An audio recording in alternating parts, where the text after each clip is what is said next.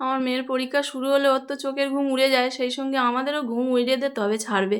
আজকে থেকে পরীক্ষা শুরু হয়েছে, বারুইপুর আল-আমিন কলেজে দেছে বলে ওর বাবার সঙ্গে বেরিয়ে পড়লো বাইকে, ওর বাবা ওখানে নেমে দে তবে অফিসে যাবে।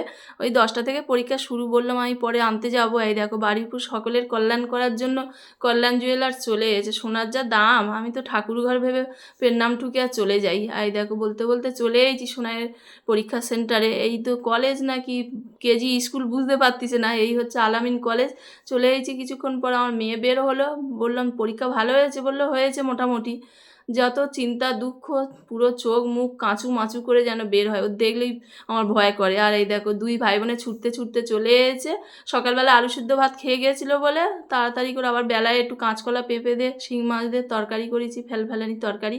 বলি ওই খা, তুই এখন পরীক্ষার সময় শুধু আলু সিদ্ধ আর ওই মাছের ঝোল খাবি তো। আর এই দেখো লেবুর খোসার এত গুণ বলে কমলা লেবুর খোসা আর কিচ্ছু ফেলে দিইনি, সবগুলো জমে জমে রেখে দিচ্ছি। বলি টাকা জমাতে পারি আর না পারি, এই লেবুর খোসাগুলো অন্তত জমে রেখে দিই। আর একটু বিকেল হতে না হতে সন্ধ্যার আগে বলি চলে এসেছি একটু রান্নাবান্না করে নিই। আমার বেটাটা আবার তো বিশ্ব ফাঁকিবাজ, তার সামনে না বসে থাকলে আবার সে পড়তে পারবে না। ওই জন্য বলি রান্না করে নিই, আজকের আবার স্পেশাল খাবার। কালকে সেই চিলি চিকেন পকোড়া করে নিয়ে গিয়েছিলো মাঠে, আর কিছুটা চিকেন ছিল ওদের জন্য, বলি ভেজে দেবো সন্ধ্যাবেলা। তা কেউ বাপ বেটি ছেলে কেউ খায়নি, তো সন্ধ্যাবেলা আর ভাজিনি। ওই জন্য আজকের বলেছি এটা চিলি চিকেন করে দিই আর একটু তার সঙ্গে ফ্রাইড রাইস করে দিই, আমার রাতের খাবারটাও হয়ে যাবে। আর পকোড়া করলে আবার রাতের খাবার করতে হবে, ওই জন্য একটু চিলি চিকেন ফ্রাইড রাইস করবো, সব রেডি করে নিচ্ছি। আমার মেয়ে আবার জানতে পেরে দুঃখ করতেছে, বলে ও মা এই করুনি, আমি খাবো নি ভাত, আলু সিদ্ধ ভাত করো আমি খাবো। আমি বাবা কিছু হবে না, তুই নিয়ে এত চিন্তা টেনশন করিনি, আমি যা দেবো তাই খা মুখ বুঝে, কিচ্ছু হবে না, বাড়ির খাবার এত চিন্তা করার কী আছে তা কে জানে। ও মোটামুটি চিন্তায় চোখ মুখ শুইকে, তার শরীর দেখলে মনে হবে যেন শোক পালন করতেছে। আর এই দেখো চিকেনগুলো ভেজে নিই। আর ভাজতে ভাজতে আমার বেটাটা এসে উঠে পড়েছে, ঘুরতেছে। আমি বললাম তুই ততক্ষণ গিয়ে একটু ইয়ে কর, নামতা কটা পড়ে নে না। সে আবার এত ফাঁকিবাজ, ঘুরে বেড়াচ্ছে। ও আবার বলে না আমি আঁকবো, ওর আঁকা ছাড়া কিচ্ছু নেই। তা যেই বলেছি পকোড়া খাবি চলে আয়, ও বাবা তখন ছুটতে চলে এসেছে।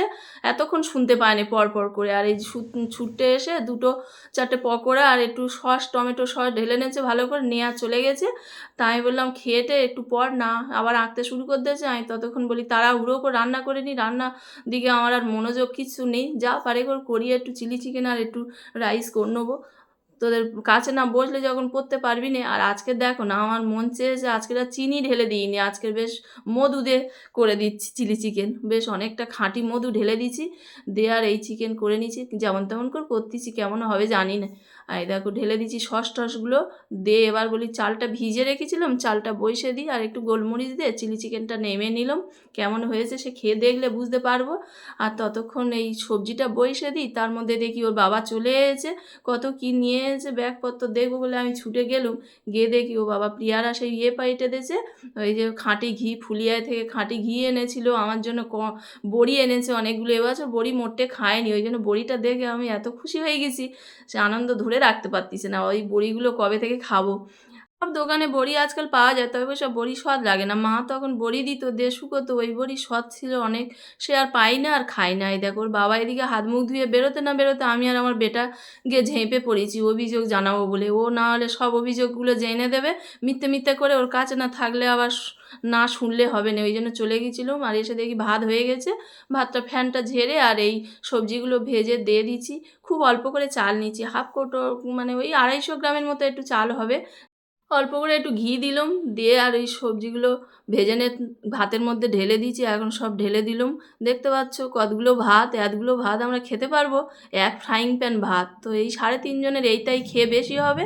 এই দেখো হয়ে গেছে ফ্রাইড রাইস আর ওই চিলি চিকেন। শোনায় জিজ্ঞেস করতে গেছিলাম যে ভাত বাড়বো খাবি এখন, শীতের বেলা বাবা ঠান্ডা জল হয়ে যাবে, একটু খেয়ে নে গরম গরম। আর এই দেখো তোমরা যেন আবার ভুলে যেওনি আবার লাইক কমেন্ট করতে আর ফলো করতে।